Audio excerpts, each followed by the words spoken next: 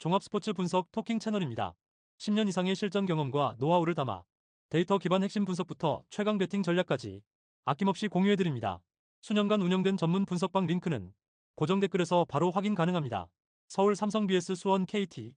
홈팀 서울 삼성 7승 10패. 서울 삼성은 직전 경기 11월 20일 원정에서 원주 DB 상대로 79대 84 패배를 기록했으며 이전 경기 11월 16일 원정에서 고양 손호 상대로 75대 72 승리를 기록했다. 고양 손호 상대로 3연패에서 벗어나는 승리가 나왔지만 연승 도전은 물거품이 되었으며 리바운드 37대 38, 3점슛 13대 9, 범실 14대 14의 결과. 전반전에 51대 37로 앞섰음에도 후반 들어 DB의 스위치 수비와 기동력에 밀리며 역전패를 당한 경기. 캐런 칸터가 21.8리바운드로 분전했고 후반 추격 과정에서도 중요한 득점을 올렸지만 결정적 순간마다 실수가 반복된 상황. 너무 일찍 샴페인을 터뜨린 선수들의 집중력 저하가 치명적이었다.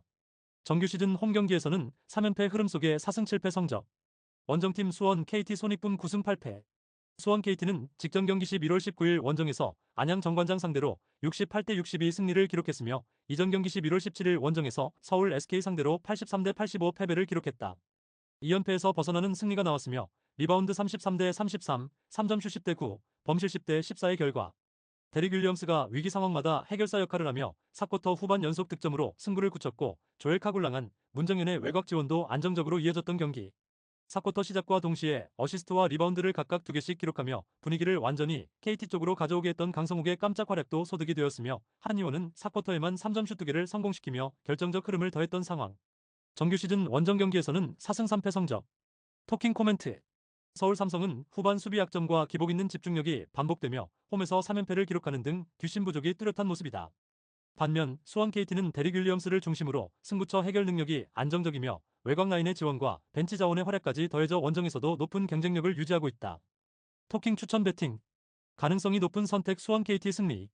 배당을 노리는 선택 승호패 5. 배당을 노리는 선택 핸디캡 서울 삼성 승리. 배당을 노리는 선택 오버. 고양 손호 vs 서울 SK. 홈팀 고양 손호 7승 10패. 고양 손호는 직전 경기 11월 20일 원정에서 부산 KCC 상대로 85대 74 승리를 기록했으며 이전 경기 11월 18일 원정에서 원주 DB 상대로 93대 82 승리를 기록했다.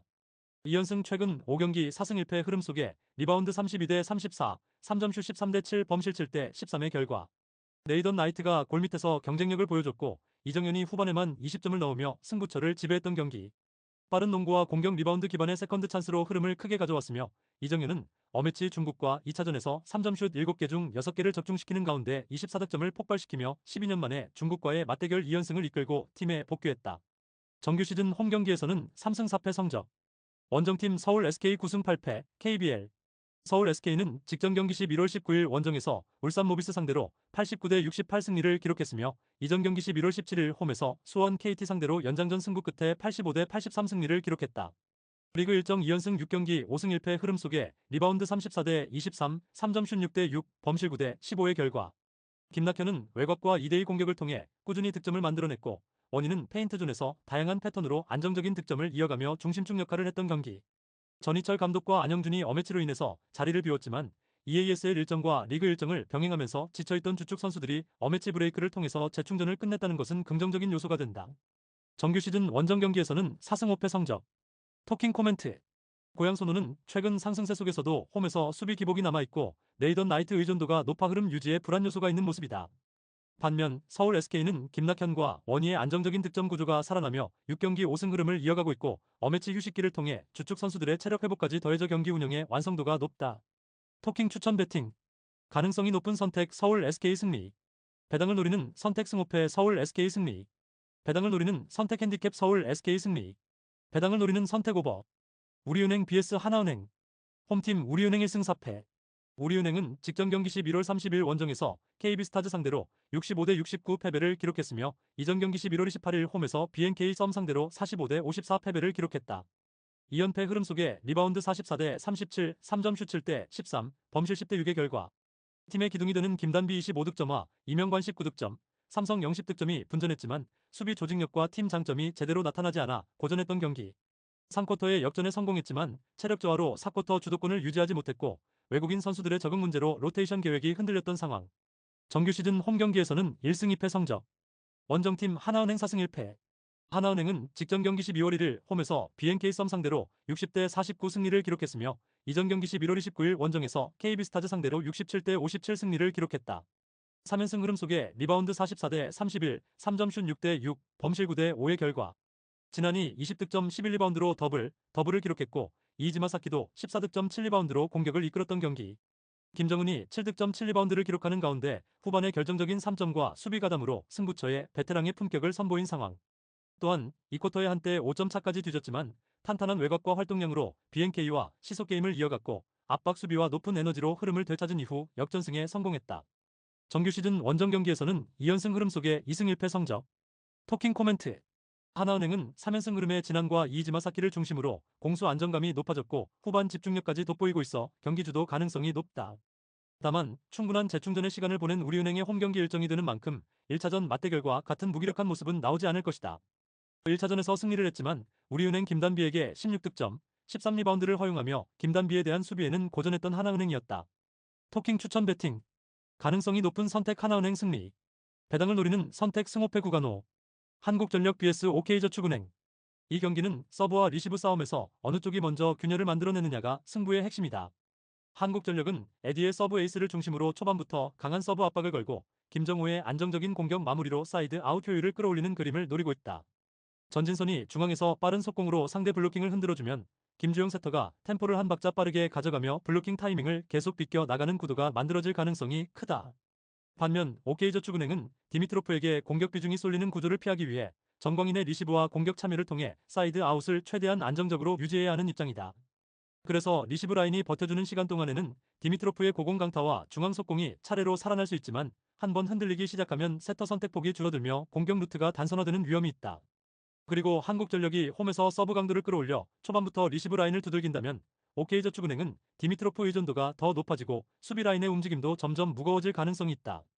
슬로우 템포 랠리보다는 빠른 전환과 서브런이 중요한 매치업이라는 점에서 서브 리시브 교환 상황에서 작은 차이가 세트 후반 점수 차로 직결될 수 있다. 한국전력은 최근 상승세를 타고 있는 공격 퍼포먼스를 바탕으로 서브 압박과 중앙 블로킹을 동시에 활용해 경기 리듬을 끌고 갈 수 있는 카드가 많다. 반면 OK저축은행은 리시브가 흔들리는 구간이 길어질수록 디미트로프의 효율이 떨어지고 정광인에게도 과부하가 걸리면서 후반에 범실이 늘어날 소지가 있다. 결국 이 경기는 한국전력이 초반부터 서브로 압박을 가하며 템포를 선점하느냐 아니면 OK저축은행이 리시브 라인을 버텨내며 디미트로프의 화력을 끝까지 유지하느냐의 싸움이다. 현재 흐름과 홈에서의 집중력을 감안하면 서브런을 통해 브레이크 포인트를 만들어낼 수 있는 쪽은 한국전력에 더 무게가 실린다. 토킹 추천 배팅. 승패 한국전력 승강추. 언더오버 오버 추천. GS칼텍스 vs 페퍼저축은행. 이 경기는 단순히 외국인 공격수의 파워 싸움이 아니라 세트가 길어졌을 때 볼 배합과 패턴 변화에서 누가 더 많은 선택지를 가져가느냐가 핵심이 되는 매치업이다. GS칼텍스는 실바의 개인 화력에 의존하는 비중이 높은 만큼 초반부터 실바에게 하이볼이 몰리기 시작하면 세트 중반 이후에는 공격 패턴이 눈에 보이게 단순해질 가능성이 있다. 레이나와 유서연이 리시브와 공격을 동시에 소화해야 하는 구조라 페퍼저축은행이 서브 타깃을 두 선수 쪽으로 집중시키면 세터의 선택폭은 자연스럽게 줄어들 수밖에 없다. 반면 페퍼저축은행은 세트 초반에는 단순한 오픈과 강타 위주로 분위기를 띄우다가 중반 이후부터 속공 백어택 파이프 공격까지 비율을 다양하게 섞으면서 GS칼텍스 블로킹 라인의 시선을 계속 흔드는 운영을 가져갈 가능성이 크다. 시마무라의 중앙 블로킹과 속공이 살아나는 순간 GS칼텍스는 중앙을 의식하느라 사이드 블로킹이 한 발씩 늦어지는 장면이 나올 수 있고 이때 박정아와 박은서, 이한비가 사이드에서 균형있게 득점을 쌓을 수 있다. 특히 세트가 길어질수록 페퍼저축은행 세터들의 볼 배합이 더 정교해지는 특징을 감안하면 GS칼텍스 블로킹 라인은 초반보다 후반에 더 많은 가짜 동작과 속임수를 견뎌야 하는 부담을 안게 된다. GS칼텍스는 실바 쪽으로 승부수를 던지는 흐름이 반복되겠지만 페퍼저축은행이 서브로 리시브 라인을 흔들어 놓은 뒤 실바 방향으로 더블 트리플 블로킹을 세우면 공격 효율은 점점 떨어질 수 있다. 또한 페퍼저축은행은 세트 후반에 들어갈수록 박정아를 중심으로 한 결정구 패턴을 강화하면서 세트 포인트 구간에서 리더 역할을 분명히 해줄 수 있다는 점도 큰 장점이다. GS칼텍스 입장에서는 리시브 퀄리티를 어느 정도 유지해주지 못하면 중앙 속공 시간차 루트가 사라지고 실바 의존도가 더 높아질 것이고 이는 페퍼저축은행 블로킹에게는 오히려 수월한 그림이 된다. 반대로 페퍼저축은행은 리시브가 조금 흔들리더라도 세트가 진행되면서 볼 높이와 템포 조절을 통해 공격 실책을 줄여가는 방향으로 조정할 수 있는 여지가 크다. 결국 이 경기는 세트 후반 볼 배합이 더 깊어지는 페퍼저축은행이 GS칼텍스의 블로킹과 수비 라인을 끝까지 끌고 다니면서 랠리 전체의 흐름을 자기 쪽으로 돌릴 가능성이 높은 구도다. 특히 서브 공략과 패턴 변화에서 앞설 수 있는 쪽이 페퍼저축은행이라는 점을 감안하면 GS칼텍스가 초반 리드를 잡더라도 세트 막판에 역전을 허용하는 장면이 나와도 전혀 이상하지 않은 매치업이다. 토킹 추천 배팅. 승패 GS칼텍스 패 강추. 언더오버 오버 추천. 구독, 좋아요, 알림 설정. 토킹 가족방에서 더 많은 혜택을 만나보세요. 가족방은 고정 댓글의 링크를 통해 문의하세요. 감사합니다.